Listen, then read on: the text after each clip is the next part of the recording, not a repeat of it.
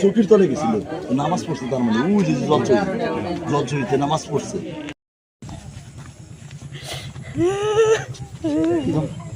আজি সন্ধিয়া অনুমান 6:30 মান বজাত মোৰ এটা ফোন আহিল, বোলে খাৰবালিৰ চৰত নুৰুল ইছলামৰ ঘৰত জুই লাগিছে। এই কথাষাৰ শুনি মই লগে লগে নদী পাৰ হৈ নুৰুল ইছলামৰ ঘৰত আহিলো। সন্ধিয়া আহিখিনি দেখা পালো দুটা ঘৰ সিহঁতৰ যা গৈছে, আৰু নুৰুল ইছলামৰ যিজন তিৰি আছে এই তিৰিজন তাৰমানে অনুমান 65 বছৰ মান হ'ব। তেওঁ ঘৰৰ ভিতৰত মৃত্যুবৰণ হৈছে। তাৰপিছত মানে গম পাই ডেড বডিটো ওলাইছে। মই এইবিলাক চাই চিতি পেলাই মই প্ৰশাসন বিভাগ, মোৰ কলকাতা ৰাজহ চক্ৰ বিভাগ কথাটো অৱগত কৰোঁ, ফিল্ড অফিচাৰক অৱগত কৰোঁ, লাটমণ্ডলকো অৱগত কৰা হৈছে। আমাৰ কলকাতা থানাৰ ভাৰপ্ৰাপ্ত বিষয়া হিতেশ চালৈ ছাৰকো ফোন কৰা হৈছে। কথাটো ডিটেইলছ ভাঙি পাতি দিয়া হৈছে। এইখিনি আৰু